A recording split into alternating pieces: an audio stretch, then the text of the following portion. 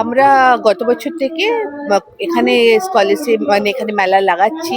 এখানে আমাদের বেশ ভালো অ্যাডমিশনের হয়। স্টুডেন্টসরা পেরেন্টসরা আসে, ওরা জানতে পারে কি আমরা স্কুলে কি কি করছি কি না করছি। আর আমাদের যারা স্টাফরা আছে ওরা ওদের ভালো করে বুঝিয়ে দেয় ফিস কেমন কি সবকিছু আমরা আর অনেক সময় আমরা ডিপেন্ড করে এবছরও আমরা ছাড় দিচ্ছি। তো যেই স্টুডেন্টরা এখানে অ্যাডমিশন যে পেরেন্টরা অ্যাডমিশন করাবে তারা কিন্তু একটা ছাড় পাবে।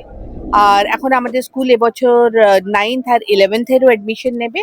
11th-এ আমাদের কাছে সবকিছু আছে, সায়েন্স, কমার্স, হিউম্যানিটিস। তো লাস্ট ইয়ার অব্দি আমাদের 8 ছিল, এবার 9 আর 11ও আমরা অ্যাডমিশন নিচ্ছি সিবিএসই অ্যাফিলিয়েশনের সাথে। কলেজ গুরুকুলে যেটা করি, মডার্ন এডুকেশনের সাথে সাথে আমরা কিন্তু ওদের ক্যারেক্টার বিল্ডিংটা করছি।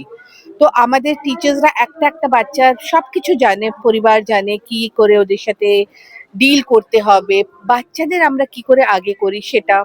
প্লাস আমরা ওদের অ্যাক্টিভিটিসে ভাগ নিতে দিই।